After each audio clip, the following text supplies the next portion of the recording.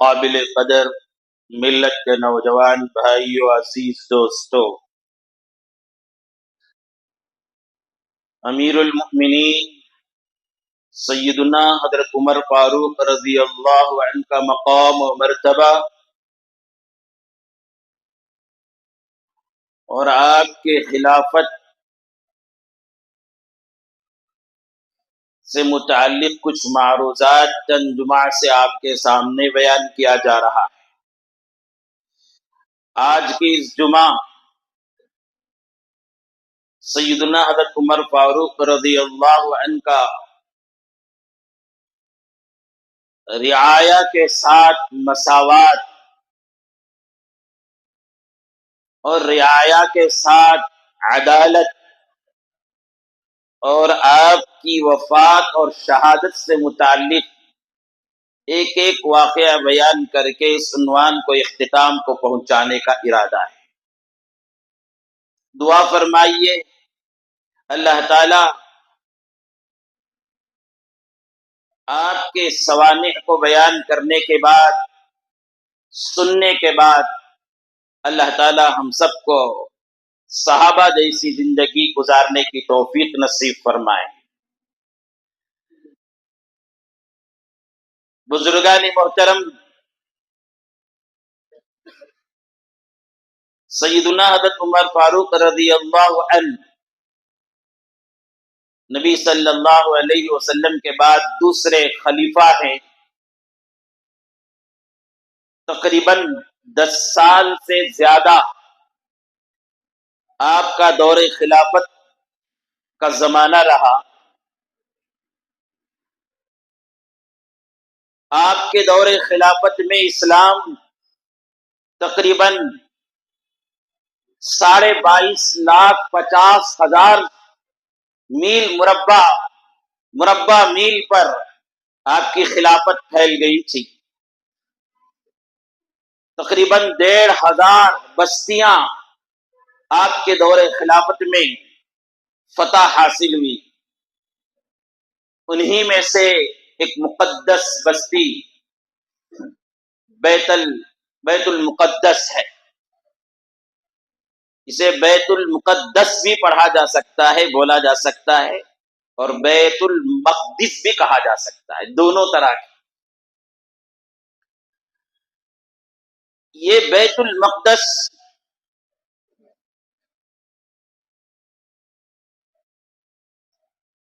مسلمانوں کے لیے بہت عظمت والا شہر، بہت عظمت والی بستی ہے، کیونکہ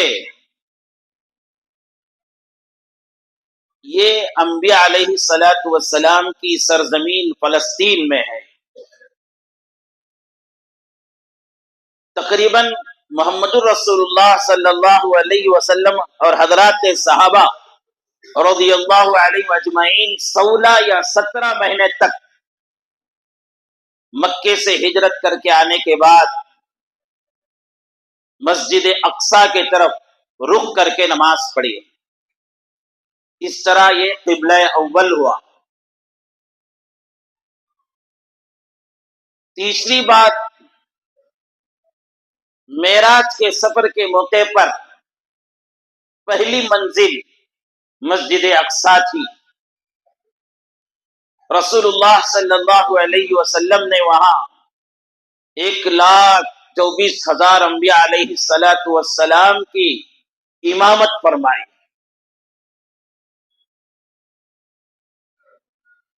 جس کا تذکرہ قرآن شریف میں بھی موجود ہے۔ اعوذ باللہ من الشیطان الرجیم، بسم اللہ الرحمن الرحیم، سبحان الذی اسری بعبده لیلا من المسجد الحرام الى المسجد الاقصی۔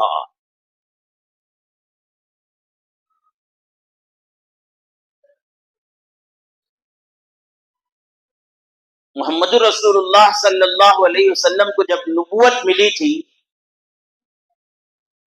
بیت المقدس میں رومیوں کا قبضہ تھا، اور رومی اس وقت بہت طاقتور قوم سمجھی جاتی تھی۔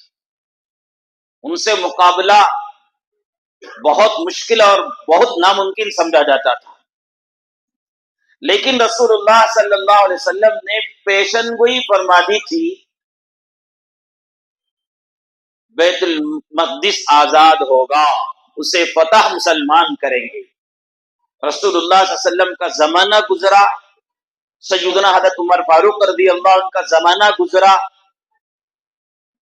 سیدنا حضرت عمر فاروق رضی اللہ عنہ کے دور خلافت میں حضرت عبید اللہ بن جراح رضی اللہ عنہ کو حضرت عمر فاروق رضی اللہ عنہ نے ملک شام کا گورنر بنا کر بھیجا۔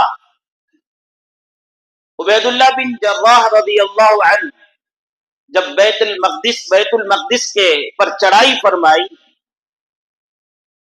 وہاں جنگ کیا، تو وہاں بسنے والے یہود و نصارہ جن کا قبضہ تھا مسجد اقصی میں، بیت المقدس میں، وہ ایک قلعہ میں جا کر پناہ لے لی۔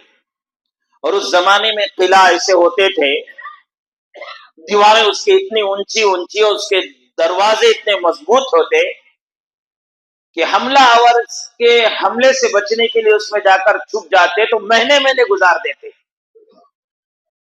وہ دیواریں پھلانگ مار کر اندر نہیں جا سکتے تھے اور دروازہ توڑ کر اندر نہیں جا سکتا تھا۔ یہ یہود نصارہ جن کا قبضہ تھا وہ قلعہ میں جا کر پناہ لی۔ تقریباً 6 مہینے کا کھانے پینے کا ساز و سامان، ضروریات انسانی کی چیزیں، انسانی ضرورت کی چیزیں سب لے کر وہاں پر پناہ لے لی۔ اور اس زمانے کا طریقہ تھا کہ اس طرح کوئی جا کر قلعے میں چھپ جاتا لشکر تو اس کا محاصرہ کر لیا جاتا تھا۔ حضرت عبید اللہ بن جراح رضی اللہ عنہ اپنے لشکر کو لے کر پورے قلعہ کا محاصرہ کر لیا۔ کب تک اندر رہتے دیکھیں گے، ایک نہ ایک دن باہر آئیں گے اور پھر ان کے بعد ان سے مقابلہ ہوگا۔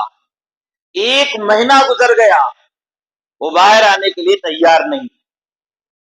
1 مہینے کے بعد ان کی قوم کے راہب، یعنی ان کے قوم کے علماء، عبید اللہ بن جراح جو اس وقت گورنر تھے، ان کو خط لکھا، یہ بیت المقدس فتح کرنا تمہاری بس کی بات نہیں ہے۔ ہمارے مذہبی کتابوں میں، تورات میں لکھا ہوا ہے بیت المقدس کو فتح کرے گا وہ شخص جس کا نام عمر ہوگا، اس لیے تم واپس چلے جاؤ۔ جب یہ خط پڑھے، حضرت عبید اللہ بن جراح خوش ہو کر فرمایا، فزت ورب الکعبہ، رب کعبہ کی قسم ہم کامیاب ہو گئے۔ جواب میں چیٹھی لکھ کر بھیجا کہ جس عمر کا تم نام لے رہے ہو وہی عمر ہمارے امیر المؤمنین ہیں، وہی ہمارے حکمران ہیں، ہم انہی کی ہدایت سے تمہارے اوپر چڑھائی کے لیے آئے ہیں۔ تو ان لوگوں نے کہا کہ جب عمر ہمارے پاس آئیں گے تو ہم بغیر کسی لڑائی جھگڑے کے، کسی جنگ کے چابیاں ان کے حوالے کر دیں گے۔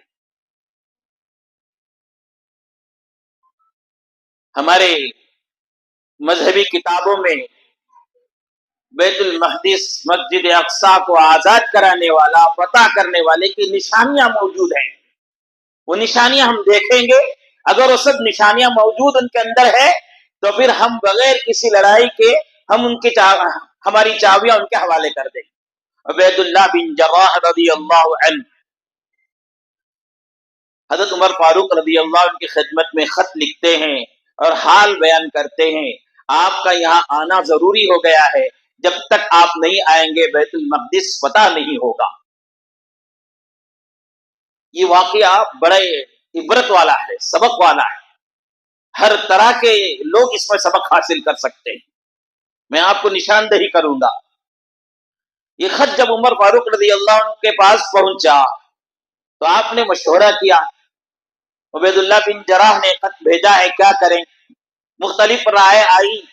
حضرت امیر المؤمنین علی رضی اللہ عنہ نے فرمایا، امیر المؤمنین یہ وقت نہیں ہے کہ آپ وہاں جائیں، وہاں سے زیادہ آپ کی یہاں پر ضرورت ہے، لیکن عمر فاروق رضی اللہ عنہ کو القاء ہوا، دل میں بات جم گئی کہ جانا چاہیے، مسجد اقصی کو آزاد کرانا چاہیے، بیت المقدس کو آزاد کرنا چاہیے۔ لہذا خود امیر المؤمنین کو اپنا نائب، اپنا خلیفہ بنا کر مقرر کر کے بیت المقدس کی طرف نکل گئے۔ نکلنے کا انداز دیکھو، وقت کا حکمران، وقت کا بادشاہ، وہ بھی چھوٹا موٹا نہیں، 22 لاکھ مربع میل کا مسافت کا حکمران، اتنی بڑی خلافت کا حکمران، چاہتے تو آپ کے سامنے 150-200 سواریاں، پیچھے 150-200 سواریاں پورے شان و شوکت کے ساتھ جاتے تھے۔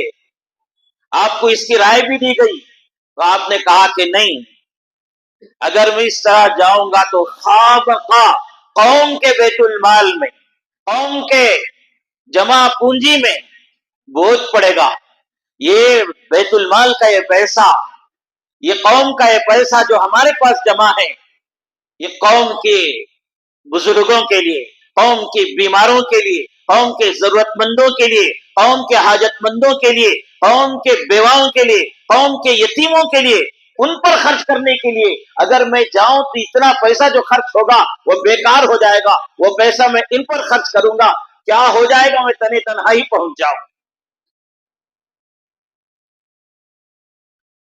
اپنا ایک خادم جو سفر میں حضر میں ساتھ رہتے تھے، ان کو ساتھ لے لیے، نکلتے ہیں راستے میں، 2 سواری بھی نہیں لی، 2 سواری کا بوجھ بھی مسلمانوں پر ڈالنا پسند نہیں کیا، 1 سواری لی۔ ایک اس کا حال یہ تھا کہ آپ عمر رضی اللہ عنہ اس میں سوار ہوتے تو خادم نوکر چل کر چلتا، اور جب نوکر سوار ہوتا تو امیر المؤمنین چل کر چلتے۔ ایک منزل ان کے لیے، ایک منزل نوکر اور غلام کے لیے طے تھی۔ کیا منظر تھا ہوگا، دنیا نے ایسا منظر دیکھا، وقت کا بادشاہ امیر المؤمنین 22.5 لاکھ مربع میل کا خلافت کا امیر اونٹ کی نکیل پکڑ کر چلتا ہے، اور اس کا نوکر ان پر سوار ہو کر چل رہا ہے۔ کیا دنیا ایسا منظر پیش کر سکتی ہے؟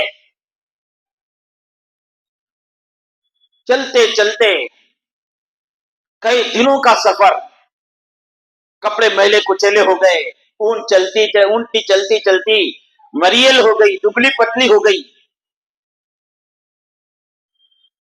عبید اللہ بن جراح رضی اللہ عنہ آپ کے استقبال میں شہر سے باہر آئے، اس حال میں کہ حضرت عمر فاروق رضی اللہ عنہ اونٹ کی نکیل پکڑ کر چل رہے ہیں، نوکر و غلام بیٹھ کر آ رہا ہے۔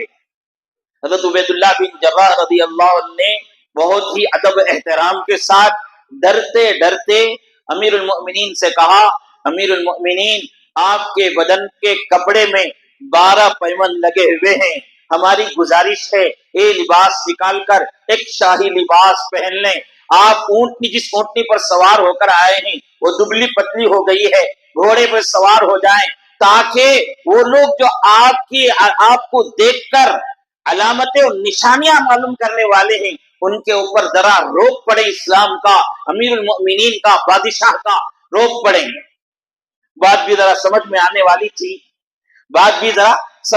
والی تھی، اس لیے حضرت عمر فاروق رضی اللہ عنہ اونٹنی کو چھوڑ کر اندر گئے کسی آشرے میں، وہ لباس پہنا اور گھوڑا دیا گیا، گھوڑے پر سوار ہونے کے لیے رکاب پر پیر رکھا تو فوراً واپس ہوئے، کہا ہلک عمر، ہلک عمر، ہلک عمر، عمر ہلاک ہو گیا، عمر ہلاک ہو گیا، عمر ہلاک ہو گیا کہہ کر واپس آئے، اور عبید اللہ بن جراح سے کہا کہ آپ وہی میرا لباس دے دو جو میں پہنا تھا، وہی 12 پیوند والا لباس پہن لیا، اور کہا میری وہی اونٹنی دے دو، میں اسی پر سوار ہو کر جاتا۔ عبید اللہ بن جراح کو ہمت نہیں ہوئی پوچھنے کی، عمر امیر المؤمنین کیوں ہلاک ہو گیا؟ آپ کا ایک روب تھا، آپ کا ایک دبدبا تھا،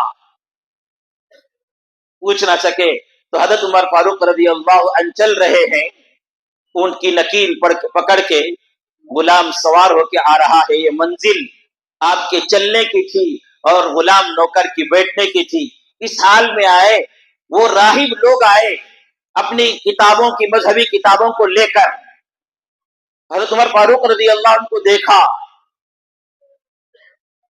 آپ کی اونٹنی کو دیکھا، آپ کے لباس کو دیکھا اور پوچھا سوار ہے نا وہ عمر ہے، یا نیچے بیٹھا ہے نا ولی جو پکڑ کے چل رہا ہے وہ عمر ہے؟ لوگوں نے کہا کہ نکیل پڑھ کے جو چل رہے ہیں وہی ہمارے امیر المؤمنین ہیں۔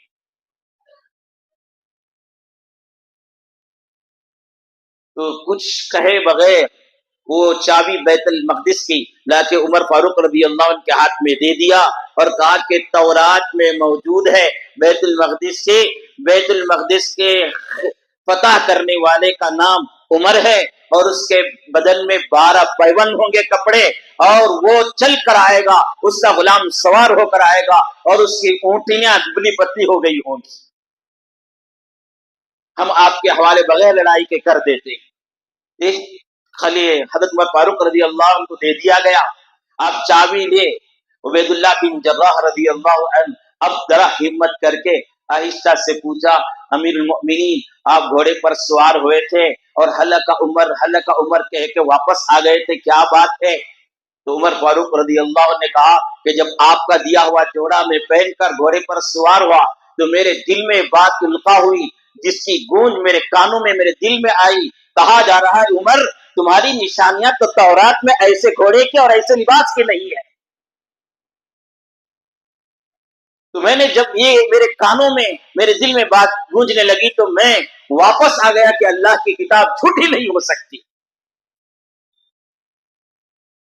لہذا وہ سن 16 ہجری میں حضرت امیر المؤمنین عمر فاروق رضی اللہ عنہ کے ہاتھ میں یہ بیت المقدس آزاد ہوا تھا۔ تقریباً 500 برس تک مسلمانوں ہی کے حوالے میں رہا، پھر عباسی بادشاہوں کی طرف سے آپسی اختلاف ہوا تو پھر وہ یہود و نصارہ کے ہاتھ میں چلا گیا، 30-35 سال تک یہود و نصارہ کے ہاتھ میں رہا، پھر سلطان صلاح الدین ایوبی رحمہ اللہ، اللہ آپ کے خبروں پر رحمت نازل فرمائیں، 16 مرتبہ یہودیوں سے مقابلہ کر کے سن 530 ہجری میں پھر بیت المقدس آزاد کرایا۔ 750 برس تک مسلمانوں کے قبضے میں رہا، 1967 میں پھر یہودیوں کے ہاتھ میں چلا گیا۔ آج بھی فلسطین کے مجاہدین، فلسطین کے جوان، فلسطین کے بوڑھے، فلسطین کی عورتیں، فلسطین کے بچے مقابلہ کر رہے ہیں یہودیوں سے تاکہ قبلہ اول مسجد اقصی آزاد ہو جائے، اور ہم سب اللہ کی بارگاہ میں دعا کرنا چاہیے، یا اللہ وہ مسجد اقصی جو جہاں تیرے میں نبی محمد رسول اللہ صلی اللہ علیہ وسلم نے انبیاء کی امامت فرمائی، اللہ اسے آزاد کر کے پھر مسلمانوں کے حوالے کر دے، ہمارے درمیان میں سے عمر کو پیدا فرما، ہمارے درمیان میں سے سلطان صلاح الدین ایوبی کو پیدا فرما کہ دوبارہ ایسا مجاہد پیدا ہو کہ مسجد اقصی آزاد ہو جائے۔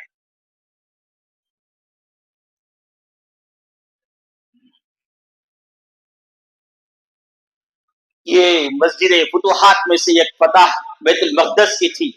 اتنے بڑے رقبے کے مالک، اتنے بڑے رقبے کے حاکم ہونے کے باوجود آپ کا حال یہ تھا کہ دشمنوں پر تو روب اور اپنوں پر اتنی نرمی کہ قرآن کہتا ہے رحماء بینہم اشداء علی الکفار رحماء بینہم۔ حضرت عمر فاروق رضی اللہ عنہ سے معمولی سے معمولی آدمی بھی سوال کر لیتا، آپ بغیر کسی جھجک کے جواب دیتے تھے۔ ایک مرتبہ ایسے ہی سیدنا عمر فاروق رضی اللہ عنہ خطبہ دے رہے تھے، اور اس زمانے میں حاکم بننے کے لیے، امیر بننے کے لیے، بادشاہ بننے کے لیے، خلیفہ بننے کے لیے شرط یہ ہوتی تھی کہ وہ امامت بھی کریں اور خطبہ بھی دیں۔ جو امامت کے لائق نہیں، جو خطبہ دینے کے لائق نہیں، اسے بادشاہ نہیں بنایا جا سکتا تھا، وہ امیر نہیں بن سکتا تھا۔ جو امیر بنا اس کو چاہیے کہ وہ مصلی میں نماز بھی پڑھائے۔ تو آپ خطبہ دے رہے تھے جمعے کی نماز کا، حضرت سلمان فارسی رضی اللہ عنہ یہ بھی حضور صلی اللہ علیہ وسلم کے بہت چہیتے خادموں میں سے ہیں. جمعہ میں اٹھ کر کھڑے ہوئے اور کہا عمر امیر المؤمنین ہم آپ کی بات سنیں گے نہیں جب تک آپ ہمارے ایک سوال کا جواب نہ دے دیں. حضرت عمر فاروق رضی اللہ عنہ نے خطبہ شروع کرنے سے پہلے کہا کہ بتاؤ تمہارا کیا سوال ہے. انہوں نے کہا کہ ابھی آپ چند دن پہلے ہمارے درمیان مال غنیمت میں سے کپڑا تقسیم کیا تھا. کپڑا تقسیم کیا تھا وہ اتنا تھا کہ ہم میں سے کسی کا ایک لباس ایک جبہ نہیں بن سکتا تھا. آپ کے بدن پر وہی کپڑا ہے اور پورا لباس بن گیا ہے. یہ کہنا چاہ رہے تھے کہ ہم کو تو کم دیا اور پورا آپ نے لے لیا, آپ کا جبہ کیسا بن گیا. بڑی بات ہے کتنے بڑے امیر کو اس طرح منظر عام میں پوچھ لینا کتنی بڑی بات ہے. لیکن آپ یہاں دیکھنے کی بات یہ ہے کہ امیر کا روب دبدبہ دشمنوں پر ہے اور کام تو اس کا بولتا ہے, لیکن وہ اپنوں کے درمیان کس طرح گھل مل کر ہے کہ کسی رعایا کو اندر گھٹ گھٹ کر مرنے کی ضرورت نہیں. اس کے دل میں کوئی بات آتی ہے تو پوچھ لے اور کلیئر کر لے. اور یہ کب ہو سکتا ہے, یہ کب ہو سکتا ہے, یہ اسی وقت ہو سکتا ہے جبکہ ان کے ساتھ عدل, ان کے ساتھ انصاف, ان کے ساتھ نرمی کا معاملہ, ان کے ساتھ مروت کا معاملہ, ان کے ساتھ لین دین میں برابری کا معاملہ یہ کرے تو یہ میسج جاتا ہے کہ ہمارا امیر تو ایسا ہے کہ ہم اس سے کچھ بھی پوچھ سکتے ہیں. خامخواہ کا روب, خامخواہ کا دبدبہ, خامخواہ کا زور نہیں ڈالا کرتے تھے اپنے رعایا پر. سلمان فارسی رضی اللہ عنہ نے جب پوچھا کہ آپ کے بدن پر کیسا پورا کپڑا آ گیا, ہم لوگوں کو تو آدھا بھی نہیں بن رہا ہے, تو حضرت عمر فاروق رضی اللہ عنہ غصہ نہیں ہوئے, بیداری کا اظہار بھی نہیں کیا. اتنے لوگوں کے سامنے مجھے اس طرح پوچھ لیا, تنہائی میں آ کر پوچھتا تو جواب دیتا تھا, برا نہیں سمجھا. ان کے بیٹے عبداللہ بن عمر رضی اللہ عنہ مجلس میں تھے, ان کی طرف اشارہ کیا. حضرت عبداللہ بن عمر منبر کے پاس آ کر کھڑے کہ ابا جان امیر المؤمنین نے کپڑا سب کو تقسیم کیا تھا, سب کے لیے بھی آدھا ہی بدن کا ہو رہا تھا, تو میں نے اپنا آدھے بدن کا کپڑا ابا کو دے دیا, ابا نے اس سے پورا جبہ سلا دیا. تو حضرت سلمان فارسی رضی اللہ عنہ نے کہا اب ٹھیک ہے, اب خود بادو آپ کی بات ہم سنیں گے. کتنی سادگی تھی, کتنا لوگوں کو یہ موقع دیا تھا اتنے بڑے بادشاہ ہونے کے باوجود کہ کوئی روب نہیں, کوئی زور نہیں, کوئی ایسا ڈر نہیں خامخواہ کا کہ اگر یہ بات پوچھے تو گردن اڑ جائے گی, اگر اس طرح کی بات کر دیں گے تو نوکری چلے جائے گی, اس طرح کی بات کر دیں گے تو ہماری ملازمت ختم ہو جائے گی, اس طرح کی بات کر دیں گے تو امیر المؤمنین ہمارے دشمن بن جائیں گے. ایسا نہیں تھا, کھلی اجازت دی تھی, میرے سے اگر کوئی غلطی دیکھے تو فوراً تنبیہ کر دیا جائے.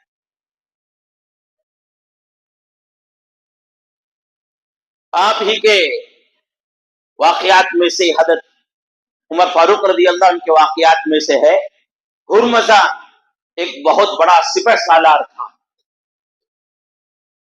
بڑا مسلمانوں کو تکلیف پہنچایا تھا, بہت ستایا تھا.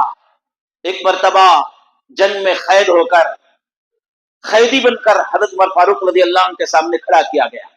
مشورے میں طے ہوا کہ اس کی گردن توڑ دیا جائے. یہ بہت ستایا ہے, بہت پریشان کیا ہے, اسے زندہ نہیں چھوڑنا چاہیے. وہ بڑا چالاک تھا, جب ابھی تھوڑی دیر میں فیصلہ ہونے والا تھا اس کی گردن کو توڑنے کا, اس کی گردن کو قلم کرنے کا, اس نے کہا کہ مجھے پانی دے دیجیے. حضرت عمر فاروق رضی اللہ نے کہا کہ اس کی آخری خواہش پانی ہے, دے دو. جب اسے پانی دیا گیا تو پی نہیں رہا تھا, ادھر جلاد تیار ہے اس کی گردن اڑانے کے لیے اور یہ پانی نہیں پی رہا. عمر فاروق رضی اللہ نے کہا کہ پانی پی لو, پانی تم نے مانگا تھا.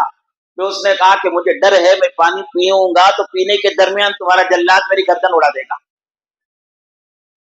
حضرت عمر فاروق رضی اللہ نے کہا کہ نہیں, آپ جب تک پانی پی کر فارغ نہیں ہوں گے تمہاری گردن نہیں اڑائی جائے. اس نے کہا کہ وعدہ, کہا کہ ہاں وعدہ. وہ پانی نیچے گرا دیا. میں پیوں گا نہیں اور میری گردن نہیں ماری جائے. اب پہلے سے بہت غصے میں تھے حضرت عمر فاروق رضی اللہ عنہ اس وجہ سے کہ اس نے بہت تکلیف پہنچائی تھی مسلمانوں کو اور یہاں اتنا بڑا معاملہ کیا ہے، لیکن وعدہ زبان پر کیا تھا، اس لیے اسے آزاد کر دیا، اسے چھوڑ دیا. وہ سیدھے یہاں سے گیا، غسل کیا، پاک صاف ہوا، سیدنا عمر فاروق رضی اللہ عنہ کی بارگاہ میں پھر آیا اور کہا کہ مجھے اب کلمہ پڑھا دو. عمر فاروق رضی اللہ عنہ نے کلمہ پڑھایا اور اس سے پوچھا بھائی پہلے تم کھڑے تھے کلمہ نہیں پڑھے تھے، اب کلمہ پڑھ رہے ہو، کیا بات ہے؟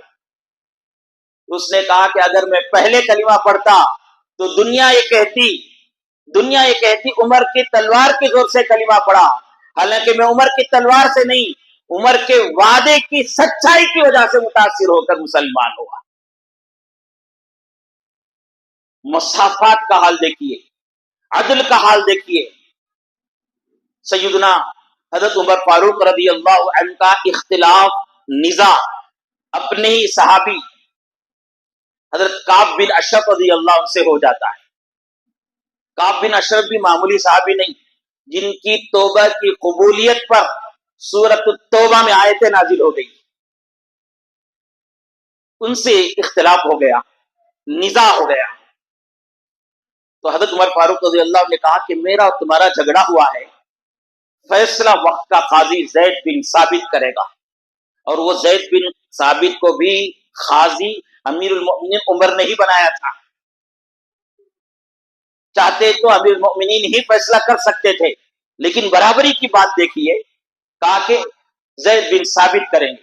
دونوں صحابی مل کر امیر المؤمنین حضرت عمر فاروق رضی اللہ عنہ اور کعب بن اشرف رضی اللہ عنہ، یہ دونوں مل کر ابی بن کعب رضی اللہ عنہ، ابی بن کعب، کعب بن اشرف نے، ابی بن کعب رضی اللہ عنہ، یہ دونوں مل کر ثابت زید بن ثابت کے پاس پہنچتے ہیں. زید بن ثابت نے دیکھا کہ میرے دارالخزا میں وقت کا امیر عمر فاروق آئے ہیں، تو بے ساختگی سے کھڑے ہو گئے اور پورے ادب احترام کے ساتھ لا کر اپنی جگہ پر بٹھانا چاہا. تو امیر المؤمنین رضی اللہ عنہ نے کہا کہ نہیں، میں اس وقت امیر المؤمنین کی حیثیت سے نہیں بلکہ ایک فریق کی حیثیت سے آیا ہوں. میرے فریق کو تم جہاں بٹھاتے ہو وہیں پر مجھے بھی بٹھاؤ. اب اس کے بعد مقدمہ سنا گیا. حضرت ابی بن کعب رضی اللہ عنہ، ابی بن کعب رضی اللہ عنہ نے اپنا مقدمہ پیش کیا. زید بن ثابت جو اس وقت قاضی تھے، قاعدے کے مطابق دعوے پر دلیل اور گواہ مانگا. قاعدہ ہے شریعت کا البینۃ علی المدعی والیمین علی من انکر. اپنے دعوے پر مدعی کو، دعویٰ کرنے والے کو دلیل پیش کرنا پڑتا ہے. تو دلیل کا مطالبہ کیا گیا، گواہ کا مطالبہ کیا گیا. ابی بن کعب رضی اللہ عنہ نے کہا کہ میرے پاس گواہ نہیں ہے. تو قاعدہ ہے والیمین علی من انکر، اگر مدعی دعویٰ نہیں پیش کر سکا تو جس پر دعویٰ کیا گیا مدعی علیہ اسے قسم کھانا پڑتا ہے. میں اللہ پر قسم کھا کر کہتا ہوں یہ بات ایسے ہی ہے. جب قسم حضرت عمر فاروق رضی اللہ عنہ کے کھانے کی آئی تو زید بن ثابت کا دل تڑپ اٹھا. اتنا بڑا انسان جس کے رائے پر قرآن نازل ہوا، جس کے بارے میں نبی نے کہا اگر میرے بعد کوئی نبی ہوتا تو عمر نبی ہوتا، جس کے بارے میں نبی نے کہا اللہ تعالیٰ نے حق کو عمر کے زبان پر جاری فرما دیا، تو یہ جھوٹ کیسے ہو سکتا ہے؟ اس لیے ابی بن کعب سے درخواست کی، وقت کے قاضی نے درخواست کی کہ عمر کو قسم کھانے پر مجبور نہ کرے. تمہارے پاس دلیل نہیں ہے، گواہ نہیں ہے، تو اب فیصلہ چھوڑ دو عمر کے حوالے کر کے، ان کو قسم کھانے پر مجبور نہ کریں. ابی بن کعب تو کچھ نہیں کہا. آگے بڑھ کر عمر نے کہا نہیں قاضی صاحب، اسلام کا فیصلہ ہے، اسلام کا قانون ہے. جب مدعی دلیل نہیں پیش کر سکے تو مدعی علیہ کو قسم کھانا ہے. چنانچہ میں اللہ کی قسم کھا کر کہتا ہوں یہ بات ایسی ہی ہے. تو فیصلہ ہو گیا حضرت عمر فاروق رضی اللہ عنہ کے حق میں. مجلس ختم ہو گئی، کیونکہ اپنا ہی رکھا ہوا خادم تھا، اپنے ہی رکھا ہوا قاضی تھے، اس لیے نصیحت کرنا ضروری بنتا تھا۔ اس لیے حضرت عمر فاروق رضی اللہ عنہ نے قاضی کو کہا کہ تم نے آج دو باتیں غلط کی، دو باتیں غلط کی۔ ایک کام آپ کا غلط یہ ہوا کہ آپ میں جب آ رہا تھا تو میرے استقبال میں کھڑے ہو گئے اور مجھے ادب سے اپنی جگہ پر بٹھانے کی کوشش کی، درخواست کی۔ اور ہم میں سے کوئی ہوتا اگر وقت کا قاضی ہم کو اگر اس طرح کا استقبال نہ کرتا تو ہم چڑ جاتے، ہم اتنے بڑے آدمی، ہم فلاں جگہ کے حاکم، ہم فلاں جگہ کے ذمہ دار، ہماری کوئی بھی رعایت نہیں، عام لوگوں کی طرح کیا، غصہ ہو جاتے۔ اور یہاں کہا جا رہا ہے کہ آپ نے مجھے یہاں پر بیٹھنے کی غلطی کی، سن لو زید، جب تک تمہاری نظر میں امیر اور غریب، تمہاری نظر میں بادشاہ اور غلام، اور جب تک تمہاری نظر میں امیر المؤمنین عمر فاروق اور ایک معمولی صحابی برابر نہیں ہوتے، اس وقت تک تم جو ہے دارالقضا کے حقدار نہیں بن سکتے، عادل قاضی نہیں بن سکتے، عادل جج نہیں بن سکتے، آئندہ اس کا خیال رکھنا۔ پھر آپ نے کہا کہ دوسری غلطی تم نے یہ کی، خامخواہ ابی بن کعب کے پاس درخواست کر رہے تھے کہ عمر کو قسم کھانے پر مجبور نہ کرو، حالانکہ قاعدہ یہی ہے کہ وہ قسم جو دلیل نہیں پیش کر سکا تو مدعا علیہ کو قسم کھانا ہے، آپ کو کیا ضرورت تھی ان کے اوپر دباؤ ڈالنے کی؟ یہ آپ کے مساوات تھا، یہ آپ کی عدالت تھی۔ آپ کی شہادت کا واقعہ بھی بہت عجیب و غریب ہے، ذرا مختصر طریقے سے آپ کی شہادت کا واقعہ بیان کرتا ہوں۔ زندگی میں آپ دعا کرتے تھے، اللہم ارزقنی شہادتا فی سبیلک و موتا فی بلد رسولک۔ دعا کیا کرتے تھے، یا اللہ مجھے تیرے راستے کی شہادت نصیب فرما۔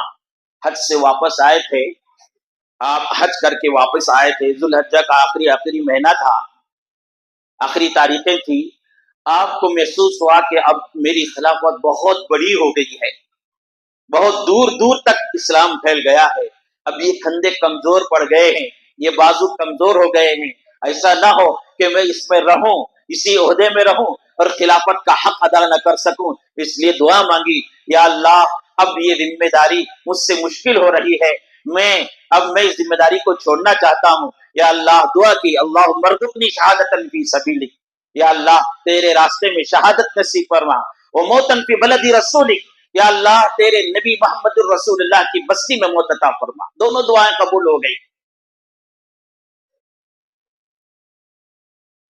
اب مدینے میں ایک آدمی رہتا تھا مجوسی، جس کا نام ابو لؤلؤ فیروز مجوسی، یہ غلام تھا حضرت ولید بن مغیرہ رضی اللہ عنہ کا، یہ ایرانی غلام تھا۔ حضرت ولید بن مغیرہ نے سفارش کر کے اپنے غلام کو مدینے میں رہنے کی اجازت مانگی تھی حضرت عمر فاروق رضی اللہ عنہ سے، حضرت عمر فاروق رضی اللہ عنہ نے اجازت دی تھی۔ اس زمانے کا طریقہ یہ تھا کہ اپنے غلاموں کو تجارت کرنے کا موقع دیتے، ملازمت کرنے کا موقع دیتے، ہنر سے کمانے کا موقع دیتے، اور اس کے بعد اپنے غلام کو یہ کہتے کہ تم ٹیکس ہم کو دے دو، اس کے بعد تم آزاد ہو۔ لہذا ولید بن مغیرہ رضی اللہ عنہ نے ان کو روزانہ اس مجوسی غلام کو دو درہم دینے کے لیے ٹیکس کے طور پر عائد کیا تھا۔ یہ مجوسی غلام حضرت عمر فاروق رضی اللہ عنہ کی خدمت میں آئے، آ کر کہنے لگا، میرے آقا مجھ پر بہت ظلم کیا ہوا ہے، اتنا ٹیکس سے میرے اوپر ڈالا ہے کہ میں اسے برداشت نہیں کر سکتا۔ تو حضرت عمر فاروق رضی اللہ عنہ نے فرمایا، تم کیا کرتے ہو؟ کہا کہ میں تجارت کرتا ہوں، میں ہنر مند ہوں، میں چکی بناتا ہوں اور بیچتا ہوں، اور بھی بہت سی چیزیں کہنے لگا۔ تو حضرت عمر فاروق رضی اللہ عنہ نے کہا، جب تمہارے اندر اتنی چیزیں ہیں کمانے کے، اور اتنا ہنر تمہارے پاس ہے، اور اتنی خوبیاں تمہارے پاس ہے، اس حساب سے تمہارے آقا نے تمہارے اوپر 2 درہم جو ٹیکس ڈالا ہے وہ زیادہ نہیں۔ اب یہ فیصلہ اس مجوسی غلام ابو لؤلؤ کے طبیعت کے خلاف ہوا، اس کی سوچ کے خلاف ہوا، اسے چڑ پیدا ہو گئی، غصہ ہو گیا، لیکن غصہ آ گیا، کچھ کر نہیں سکتا تھا۔ جا رہا تھا تو حضرت عمر فاروق رضی اللہ عنہ نے ان سے کہا کہ بھائی تم چکی کے پارٹ بناتے ہو تو ہمارے لیے بھی چکی کے پارٹ ایک بنا کے دے دینا، ہم قیمت دے دیں گے۔ جاتے جاتے اس نے کہا کہ ہاں ہاں حضرت، آپ کو ایسی چکی کا پارٹ بنا کر دوں گا کہ ساری دنیا یاد رکھے۔ فراست تھی حضرت عمر فاروق رضی اللہ عنہ کو۔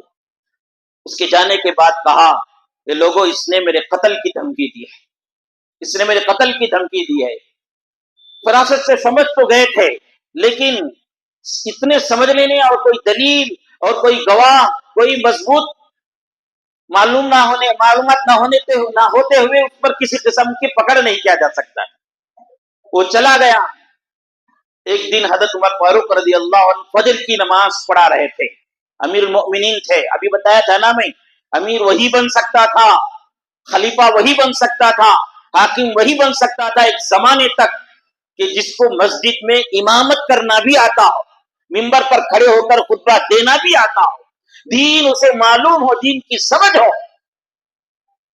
تو حضرت امیر المؤمنین رضی اللہ عنہ فجر کی نماز پڑھا رہے تھے۔ وہ زمانہ لائٹوں کا نہیں تھا، اندھیرا تھا۔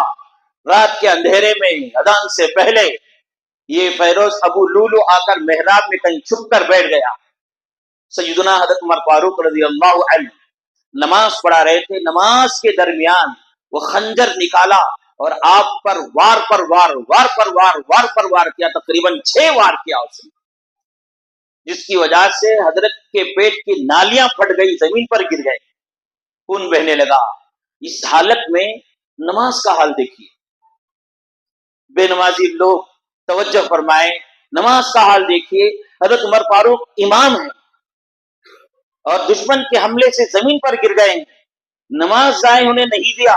حضرت عبد الرحمن بن عوف رضی اللہ عنہ جو پیچھے کھڑے ہوئے تھے، ان کو کھینچ کر اشارے سے مصلی پر کھڑا کیا، آگے نماز پڑھانے کا حکم دیا اور تڑپتے رہے۔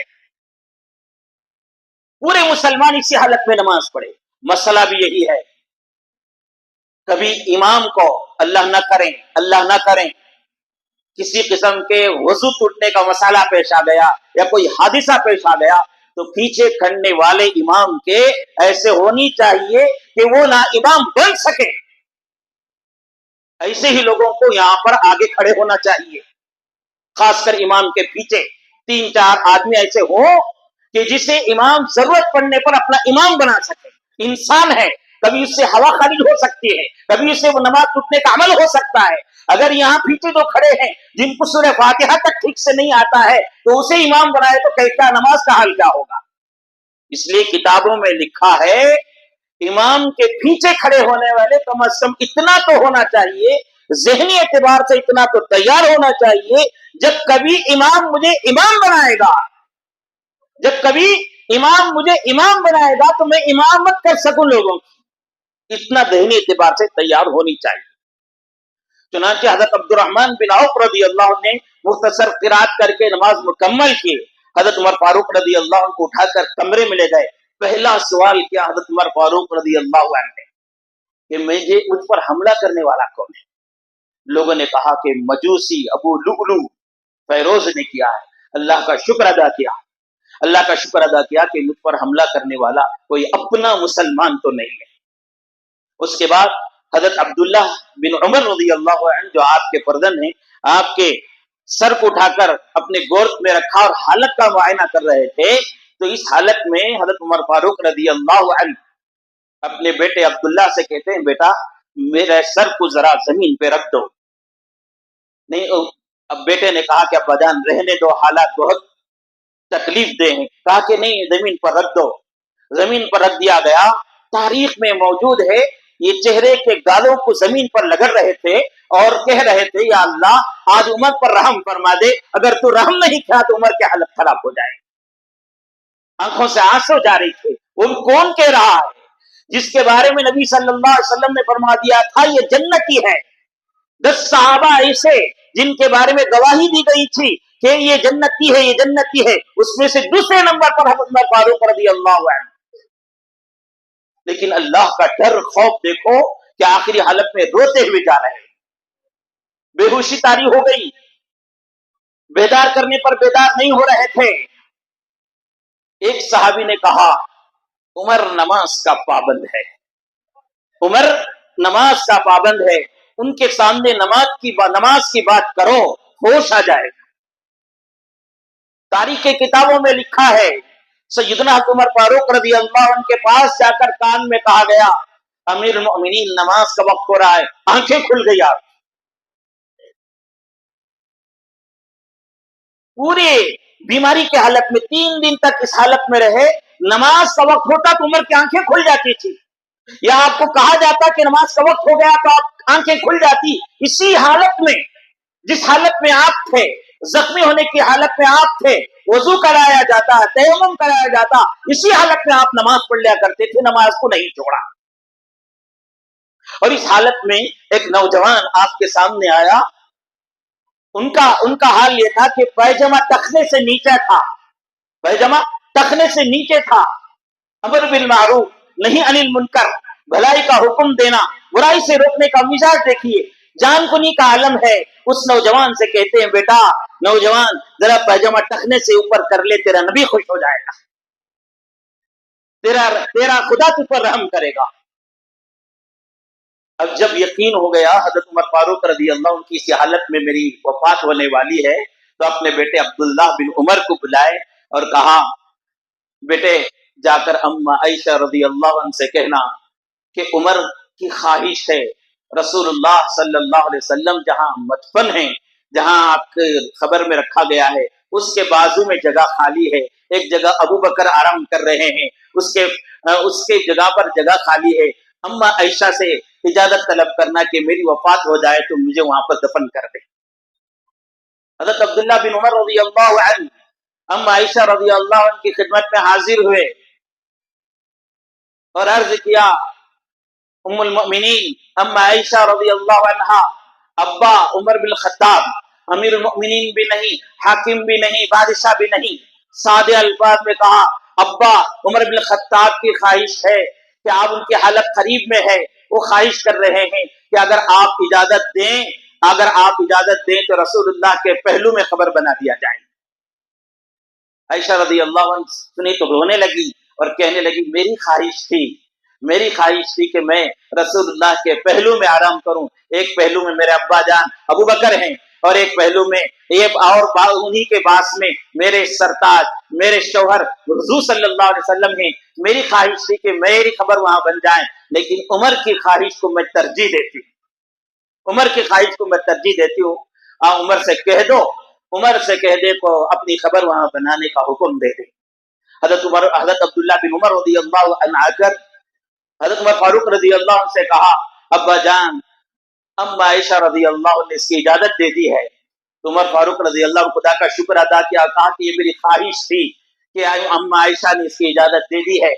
جب روح نکلنے سے تھوڑی دیر پہلے پھر عبداللہ بن عمر کو بلائے اور کہا کہ بیٹا جب میری وفات ہو جائیں تو میرے جنازے کو لے جا کر اما عائشہ کے کمرے کے سامنے رکھنا اور ان سے اجازت پھر ایک مرتبہ طلب کرنا، ہو سکتا ہے میں امیر المؤمنین ہونے کی وجہ سے، میں حکمران ہونے کی وجہ سے اس روح دبدبے میں آ کر اجازت دے دی ہو، جب جنازہ بغیر کسی طاقت کے پڑا رہے گا، بغیر کسی وسعت کے پڑا رہے گا، تو اب اس مرتبہ پھر ایک مرتبہ اجازت طلب کرنا، اب اگر اجازت دے تو دفن کرنا، نہیں تو عام مسلمانوں کے قبرستان میں دفن کرنا۔ آپ کی وفات ہوئی تو جنازہ لے جا کر سیدنا عمر فاروق رضی اللہ عنہ کا اما عائشہ رضی اللہ عنہ کے گھر کے سامنے رکھا، پھر ایک اجازت طلب کی گئی تو حضرت عائشہ نے فرمایا اجازت ہے، پھر وہ جنازہ لے جا کر رسول اللہ صلی اللہ علیہ وسلم کے پہلو میں دفن کر دیا گیا۔ کیا اعزاز ہے آپ کا، زندگی میں ابو بکر دائیں جانب ہوتے، بائیں جانب عمر ہوتے، قبر میں بھی ایسا ہی ہے، کل قیامت کے دن اٹھیں گے تو لوگوں کے مختلف دائیں جانب مختلف لوگ ہوں گے، محمد الرسول اللہ اٹھیں گے تو دائیں جانب ابو بکر ہوں گے، بائیں جانب عمر ہوں گے۔ آپ کی کیا شان ہے، کیسی جگہ پر آپ پر حملہ کیا گیا، شہادت کہاں نصیب ہوئی، مسجد نبوی میں، مصلی رسول میں آپ کو شہید کیا گیا، اور اس کے بعد آپ کو دفن کہاں کیا گیا، روضۃ من ریاض الجنہ۔ آپ علیہ الصلوۃ والسلام نے فرمایا میرے ممبر میرے حجرے کے درمیان جو جگہ ہے وہ جگہ جنت کے ٹکڑوں میں سے ایک ٹکڑا ہے۔ سیدنا عمر فاروق رضی اللہ عنہ کو وہاں پر دفن ہونے کا شرف حاصل ہوا۔ عزیز و بزرگوں، یہ صحابہ کی عظمتیں ہیں، حضرت عمر فاروق رضی اللہ عنہ کی عظمت میں اور بھی بہت سے واقعات ہیں اور بھی بہت سے فضیلتیں ہیں، انشاءاللہ پھر کبھی بیان کروں. بس مختصر دعا ہے کہ اللہ تعالی ہم سب کو حضرت ابوبکر، حضرت عمر، حضرت عثمان، حضرت علی، حضرات صحابہ جیسی زندگی گزارنے کی توفیق نصیب فرمائے، سنتوں پر عمل کرنے کی توفیق نصیب فرمائے. جیتے جی سیدنا حضرت فاروق رضی اللہ عنہ کی طرح، نبی صحابہ کی طرح نبی صلی اللہ علیہ وسلم کی سنتوں پر عمل کرنے کی ہمیں توفیق نصیب ہو جائے. صرف دکھاوا، صرف دعوے نہ. آج ہم دیکھ رہے ہیں ربیع الاول کا نام لے کر، 12 ربیع الاول کا نام لے کر لوگوں کا حال یہ ہے کہ غیروں کی طرح اپنے گھروں کے سامنے ڈیکس ڈال کر مٹھے بانٹ رہے، شربتیں بانٹ رہے ہیں. کس کا طریقہ ہے؟ آپ نے دیکھا ہوگا چند ہی دن پہلے لوگوں نے یہ بینچ بچھا کر پرساد بانٹا تھا، لوگ ان کے پاس لے لے کر کھائے تھے. آپ کس کا طریقہ اپناتے ہیں؟ آپ کس کا طریقہ اپناتے ہیں؟ آپ کے سامنے نبی کا اسوہ ہے، آپ کے سامنے محمد الرسول اللہ کے تعلیمات ہیں، آپ کے سامنے حضرت ابوبکر، عمر رضی اللہ عنہ، حضرات صحابہ کا اسوہ اور طریقہ موجود ہے. آپ نے پوری تاریخ پڑھ کر دیکھ لو، سیدنا حضرت جناب محمد رسول اللہ صلی اللہ علیہ وسلم اپنی زندگی میں کبھی اپنی میلاد اور اپنا برتھ ڈے نہیں منایا. رسول اللہ کے دور میں اپنی شان میں کبھی جلوس نہیں نکالا گیا. حضرت ابوبکر صدیق، حضرت عمر، حضرت صحابہ، حضرت تابعین، تبع تابعین کے زمانے میں کئی مرتبہ بارہ ربیع الاول آیا، ربیع الاول کا مہینہ آیا، کسی قسم کا جلوس نہیں نکالا گیا، کسی قسم کے تبرک کو بانٹا نہیں گیا، کسی قسم کے جلسے اس طرح منا کر، جلوس بنا کر شور و غل نہیں کیا گیا. آج ہمارے جلوسوں کا حال کیا ہے؟ جلوس میں نکلنے والوں کا حال کیا ہے؟ جلوس نکالتے ہیں اور اس میں کوئی ادب نہیں، کوئی احترام نہیں، ڈی جے بجائے جاتے ہیں، گانے بجائے جاتے ہیں، ناچ گانا ہوتا ہے، پٹاخے پھوڑے جاتے ہیں اور مساجد کے سامنے سے گزرتے ہیں. اس جلوس میں نکلنے والا ایک آدمی بھی مسجد میں آ کر نماز نہیں پڑھتا ہے. اور محمد رسول اللہ کا حال یہ ہے کہ بستر مرگ میں رہ کر نماز کو نہیں چھوڑا. بستر مرگ میں رہ کر سیدنا عمر فاروق رضی اللہ عنہ نے نماز پڑھی. اور ہمارے عاشق، عشق کا دعویٰ کرنے والے، محبت کا دعویٰ کرنے والے راستوں سے گزرتے ہیں، مسجد کے سامنے سے جلوس نکلتا ہے، نماز نہیں پڑھتے، چہروں میں داڑھی نہیں ہے، عورتوں کے اندر پردہ نہیں ہے، مسلمانوں میں دیانت داری نہیں ہے، امانت داری نہیں ہے، وفا زبان کے پکا، سچائی نہیں ہے زبان میں، ناپ تول میں برابری نہیں ہے، دین کی محبت نہیں ہے. خواہ غیروں کا دیکھا دیکھی، غیروں کا طور طریقے اپناتے ہوئے برتھ ڈے کے طور پر مناتے ہیں. آپ کو معلوم ہے عید میلاد النبی جو کہا جاتا ہے وہ بھی درست نہیں ہے. عید تو ہماری دو ہی ہے، ایک عید الفطر اور ایک عید الاضحیٰ. تیسری عید اس وقت ہوگی جب اللہ تعالیٰ کسی بندے کا ہاتھ پکڑ کر کہے جا تیرے گناہ ہم معاف کر دیے اور جنت میں چلے جا، تو وہ دن ہمارا عید کا دن ہوگا. اس کے علاوہ ہمارے لیے کوئی عید نہیں ہے. اگر عید ہوتی ہے تو نبی صلی اللہ علیہ وسلم سے عید کی طرح مناتے. جشن کہا جاتا ہے، جشن بھی نہیں کہنا چاہیے، جشن عید میلاد النبی کہا جاتا ہے، جشن بھی نہیں. جشن تو غیر مناتے ہیں، جشن تو یہودی مناتے ہیں، برتھ ڈے تو یہودی مناتے ہیں، برتھ ڈے تو عیسائی مناتے ہیں. مسلمانوں کا حال یہ ہے، یہ ہونا چاہیے. آپ کو دنیا والوں کے کہیں کہ آج 12 ربیع الاول ہے، میرا نبی آج پیدا ہوا تھا، 9 ربیع الاول ہے، آج ہمارے نبی پیدا ہوئے تھے. ان کے طریقے کو اپناتے ہوئے میں اپنے چہرے میں داڑھی رکھتا ہوں، میں ان کے طریقے کو اپناتے ہوئے پگڑی پہنتا ہوں، ان کے طریقے کو اپناتے ہوئے میں سچ اور سچ بولتا ہوں، ان کے طریقے کو اپناتے ہوئے، ان کے تعلیمات کو اپناتے ہوئے میں ناپ تول میں کمی نہیں کروں گا، میں دھوکہ نہیں دوں گا، وعدہ خلافی نہیں کروں گا، میں کسی کو ستاؤں گا نہیں، میں کسی پر ظلم نہیں کروں گا. میں ان کے طریقے کو اپناتے ہوئے بیماروں کی مدد کروں گا، محتاجوں کی مدد کروں گا، ضرورت مندوں کی محتاج کروں گا، محتاجی کو دور کروں گا. یہ ہے میرا طریقہ، میرے نبی کا یہ طریقہ ہے، یہ اپنا جائے. اس کے علاوہ یہ دیکھا دیکھی پنڈال بچھانا، بینچوں میں رکھ کر چھوٹے چھوٹے کپوں میں رکھ کر مٹھائی بانٹ دینا یا میٹھا بانٹ دینا، یہ سمجھنا کہ حق ادا ہو گیا، غلط ہے۔ یہ غیروں کا طریقہ ہے، وہ ایک دن عید بنا کر دوسرے دن شرارت کرتے ہیں، ایک دن عید بنا کر دوسرے دن ان کے خدا کی نافرمانی کرتے ہیں۔ ہمارا طریقہ وہ نہیں، زندگی بھر ہم محمد رسول اللہ کے دامن کو تھامے رہیں گے اور ہر دن ان کی شریعت پر عمل کرتے رہیں گے، ہر دن کی سنت پر عمل کرتے رہیں گے۔ یہ عید کی طرح منا کر دوسرے دن کافروں کی طرح ہو جانا، دوسرے دن مشرکوں کے طریقہ ہو جانا، یہ ہماری مذہب کی تعلیم نہیں ہے۔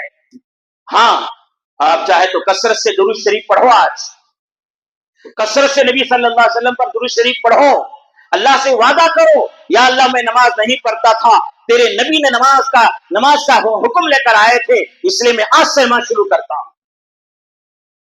حرام کھاتا تھا میں، تیرے نبی نے حرام کو حرام کیا، غلط چیزوں کو حرام کیا، میں حرام سے بچتا ہوں۔ آج اللہ تعالیٰ سے وعدہ کرے، یا اللہ آج تک میرا چہرہ یہودیوں جیسا تھا، نصرانیوں جیسا تھا، عیسائیوں جیسا تھا، یا اللہ آج کے بعد معلوم نہیں کب مر جاؤں گا، کب میرا کفن کھول کر لوگ دیکھیں گے تو یہودی جیسا چہرہ کہیں گے، اس لیے میں آج تیرے نبی جیسا چہرہ بناتا ہوں۔ یہ وعدہ کرو، نماز کی پابندی کا وعدہ کرو، سنتوں پر چلنے کا وعدہ کرو، عہد کرو، اس کی اجازت ہو سکتی ہے۔ اس کے علاوہ یہ غیروں کی طرح جلوسوں میں نکلنا، ناچنا، ڈھول بجانا، ڈی جے بجانا اور پٹاخے پھوڑنا، یہ سب ہمارے طریقے نہیں ہیں، اس کی اجازت بھی نہیں ہے، اس کی تعلیم بھی ہماری نہیں ہے۔ دعا فرمائیے اللہ تعالی ہم سب کو